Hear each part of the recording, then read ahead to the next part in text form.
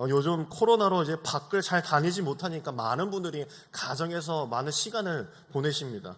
가정에서 아마 식사 횟수도 많이 늘었을 거예요. 밖에서 맨날 회식 뭐 그런 자리가 있었을 텐데 이제 집에 돌아와서 이제 저녁도 같이 많이 먹고 아마 많은 시간을 가정에서 보내는 분들이 많아졌어요. 저도 집에서 참 많이 먹습니다. 거의 대부분 외식을 하지 않고 이제 집에서 거의 이제 먹다 보니까요. 코로나 때 이 정장을 입고 있으면요, 많은 분들이 저한테 살찌셨냐라는 이야기를 많이 해요. 뭐 이게 좀 껴 보이나요? 모르겠어요. 제가 뭐 살쪄 보이는지 이렇게 다들 이렇게 한 번씩 쳐다보더라고요. 이게 집에서 운동을 하기 때문에 그래요. 코로나 때요, 제가 하나 결심한 게 있어요. 너무 이게 지치고 그러니까 뭘 하자라고 생각을 해서 제가 운동을 하기 시작했어요. 홈에서. 요즘 뭐 젊은 사람들 홈트라 그러더라고요. 뭐 유튜브에 보면은 운동 가르쳐 주는 사람들이 참 많거든요. 그래서 그걸 보고 이제 운동을 열심히 해요. 이게 살이 아니라 다 근육입니다. 뭐 보여드릴 수도 없고. 아무튼 이게 집에서 이제 해놓은 거죠. 어쨌거나 집에 있는 시간이 이제 많아졌다는 제가 이야기를 하면서요. 이 집에 있는 시간이 늘면서 좋은 점도 있겠지만요. 이에 반해 타인과 단절이 되고 사회적인 상대적인 박탈감을 느끼는 사람들이 있다고 합니다. 대인관계는 줄고 가정의 문제가 느는 경우가 있대요. 실질적으로 학자들이 이제 연구한 게 나오더라고요. 오랜 시간 함께 있기는 하지만요, 어느 중년의 남자분은 저한테 그러시더라고요. 집에 있으면 더 외롭대요. 왜 외로우세요? 저는 이제 못 느끼니까 물어보니까 이렇게 얘기하시더라고요. 그동안 가족들과 안 친했었는데 좀 친해지려 하니까 못 친해지겠다는 거예요. 오히려 집에 있는 게 더 외롭다는 거죠.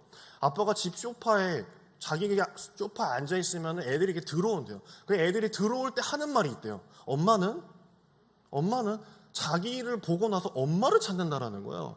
자기네 돈만 벌어다만 줘봤지 애들이랑 뭐 놀아들 줘보지도 않고 말도 많이 안 해보고 쟤들이 어떤 고민과 그런 것이 있는지도 그런 교류, 뭐랄까 정서적인 교환이 없었는데 갑자기 집에만 오래 있는 시간이 늘어나니까 그게 너무나 힘들고 오히려 왕따를 당하는 느낌을 받는다라는 것이죠.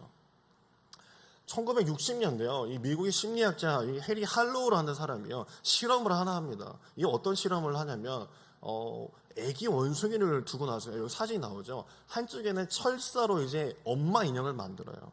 그리고 한쪽은 헝겊으로 이제 엄마를 하나 만들어 놓고 이게 기계죠. 거기서 이제 애기 원숭이가 쪽쪽 빨면은 우유가 나오는 거예요. 근데 철사 엄마한테만 우유가 나오고 여기 오른쪽에 나와 있는 헝겊 인형에는 우유가 나오지 않는 거죠.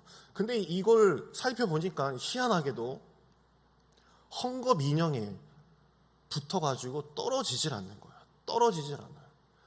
먹는 거를 주는 철사 인형한테 가질 않는 거죠. 먹는 것보다도 내가 살을 비비고 있을 수 있는 그것을 더 추구한다라는 것을 그 심리학자가 말을 하는 거예요. 애착을 느낀다라는 거예요. 애착. 사회 결핍이요, 뇌 구조를 바꾼다고 합니다. 이거는 실제로 이제 연구 결과를 제가 봤어요. 여기 설교 올라오기 전에 한번 찾아봤는데 실제로 신경세포 조직을 분해를 시킨다고 그러더라고요. 밀도가 이제 약해진대요. 그래서 이 어르신들이, 노인들이 이제 혼자 오래 사시다 보면 외로움이 더해지면 뇌구조가 변해서 빨리 늙기도 하고 치매가 빨리 오는 게 바로 거기서 영향이 있다라는 거죠.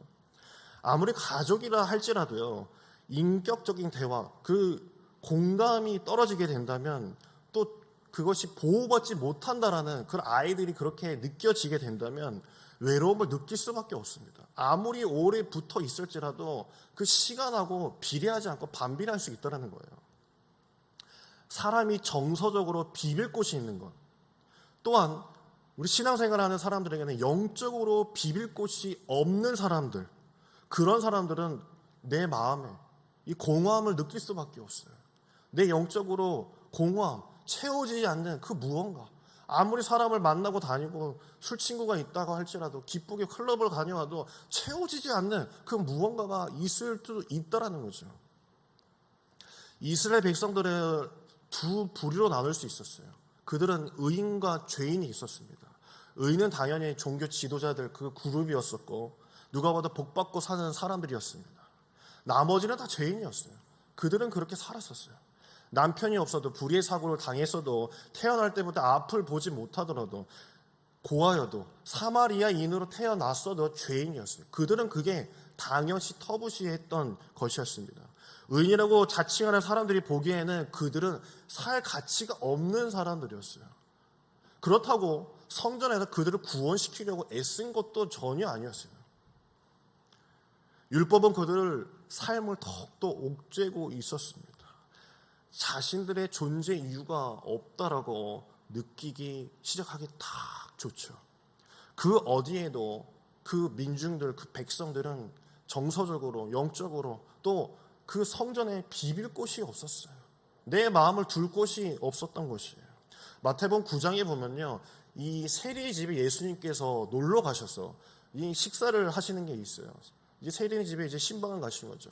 그래서 이제 세리네 집에 가서 이제 식사를 하고 있는 바리새인들이 어김없이 등장을 합니다. 쫓아다니면서 예수님 뭐 잘못한 거 없나 하다가 세리 집을 딱 간 걸 보고 세리한테 예수님한테 물어요. 지금 세리 이 죄인의 집에 와서 이제 밥같이 먹는 게 좋은 거냐라고 이렇게 물었을 때 예수님의 반응은 중요하지 않아요. 제자들이 아무런 반응을 하지 않아요. 그게 중요합니다. 바리새인들이 물었을 때 그 어느 곳에도 제자들이 반박하는 곳이 없었어요. 예수님과 제자들 간의 생각의 차이도 있었어요. 제자들도 그렇게 생각하고 있는 거예요. 그러게요. 왜 예수님은 계속 죄인들과 이렇게 어울리시는 거야? 차라리 그 능력, 그거 가지고 예루살렘 성전에 들어가셔도 100번 왕 해먹었겠다 라고 생각을 했을 게 그 제자들이었어요. 그 제자들도 그렇게 생각을 하는 그 시대에는 보지 않아도 뻔했겠죠.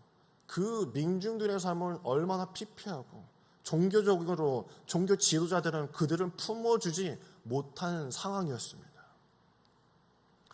그들은 어디 정서적으로 영적으로 비빌 곳이 없었어요. 이거 실제로 뭐 제가 들은 얘기예요.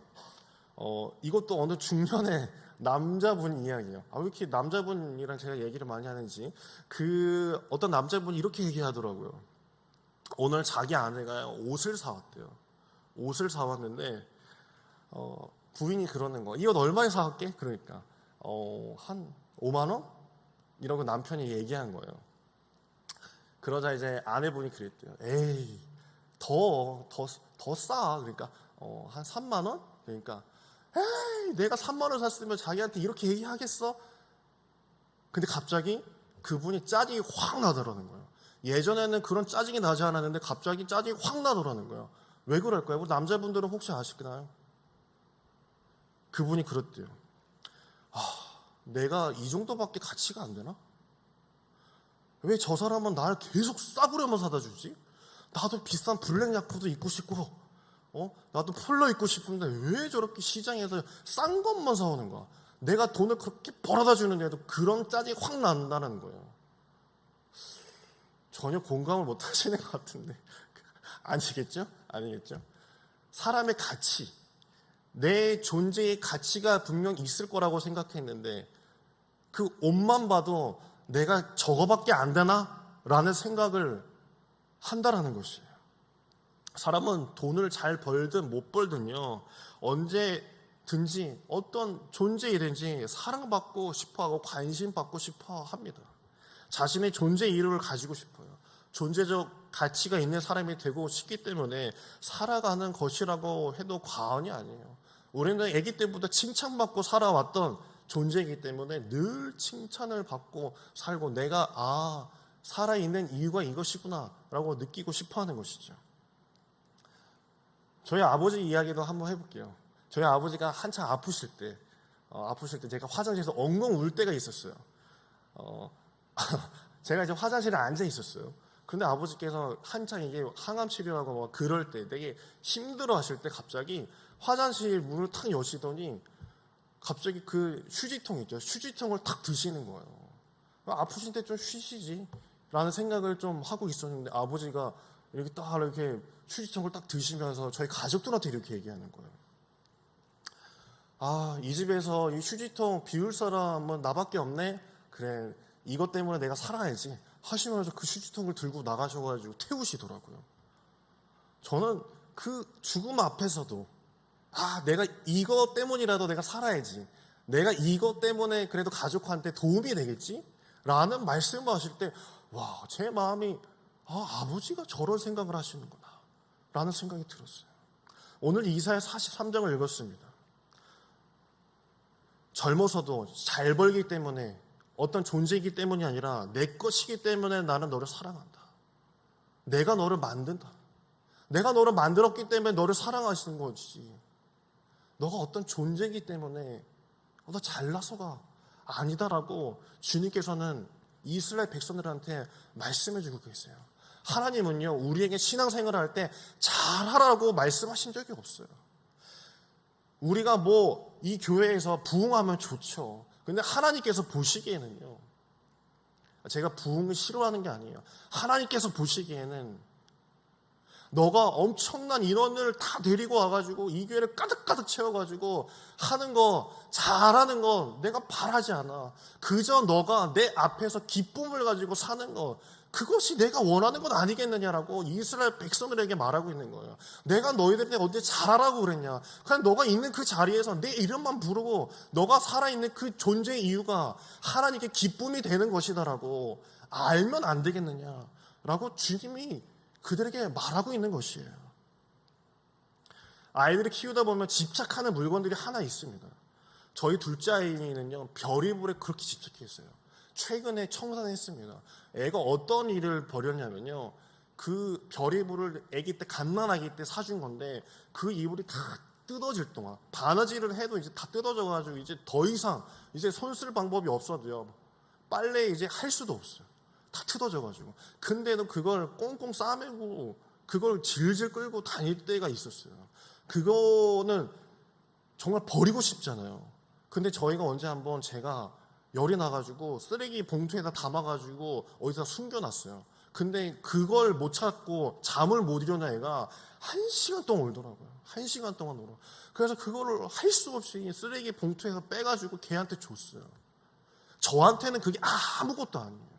저한테는 그 더러운 이불, 다 터진 이불 아무것도 아니지만요, 제 둘째 딸아이한테는 세상 그 어떤 것보다도 제가 안아줘서 재워준다고 해도 싫다 그래. 그 이불이 있어야 된대.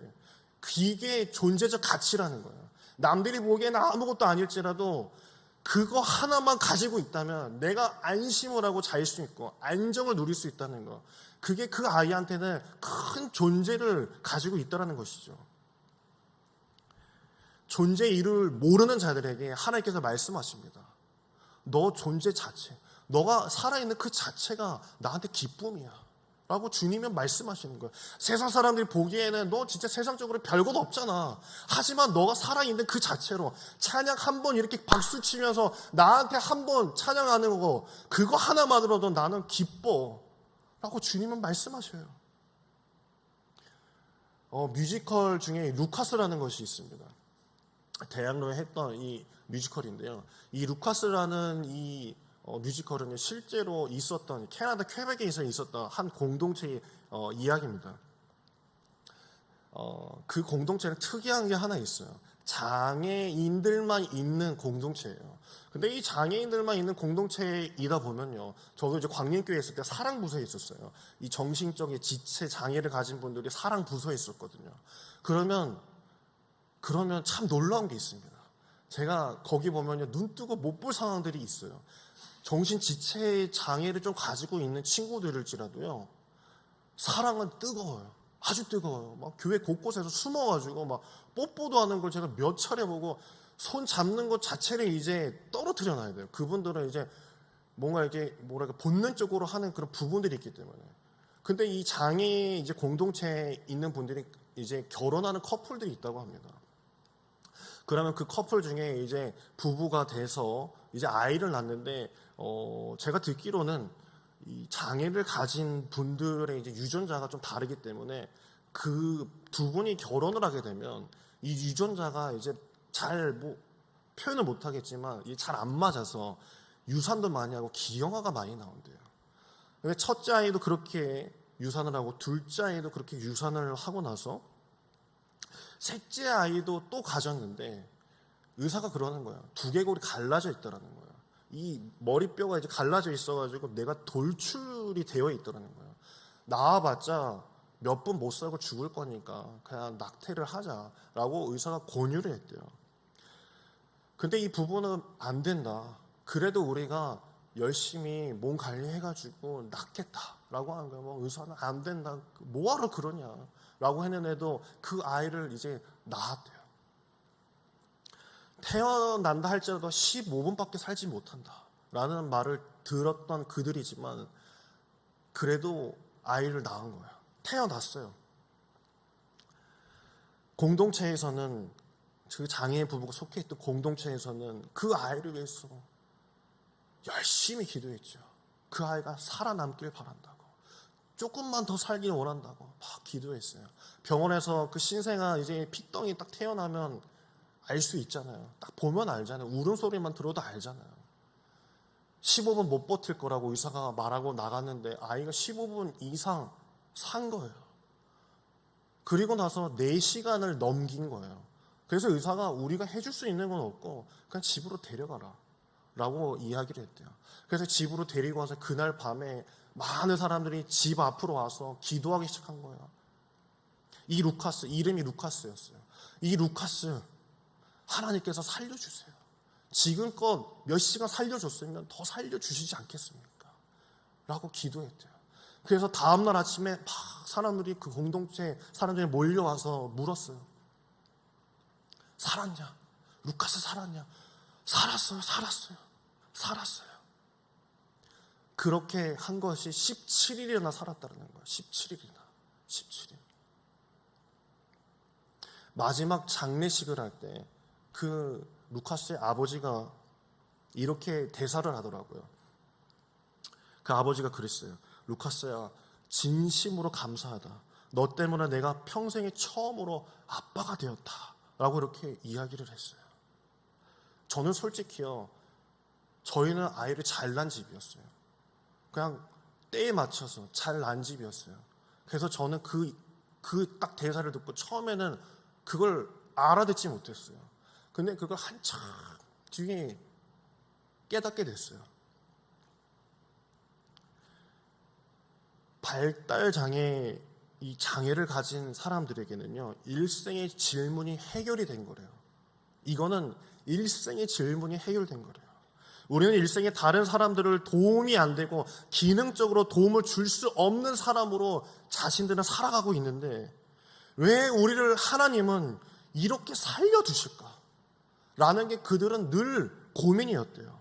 근데 이 아이를, 루카스를 딱 받아든 순간 그 고민, 그 질문의 답이 딱 자기한테 왔다라는 거예요. 장애인으로서 아이를 생산하는 것이 잘했다 못했다, 에이, 윤리적이지 않아, 그걸 떠나서 내가 하나님께 이런 존재였구나라는 것을 깨달았다는 거예요. 15분 살아도 자기한테는 그 내 새끼, 그 핏덩이라도 17일밖에 못 사는 그 아이일지라도 그거 사는 것만으로도 나한테 엄청난 기쁨이고 내가 아빠로 된 것만 해도 너무도 감사했던 그 감격이 하나님이 보시기에, 하나님이 나를 보시기에 정말 사람들이 너 왜 태어났느냐, 넌 죽지도 않느냐, 넌 죄인으로 왜 태어났느냐, 넌 보잘것없는데 넌 왜 사냐, 하나님 그러게 말이에요. 제가 왜 살까요?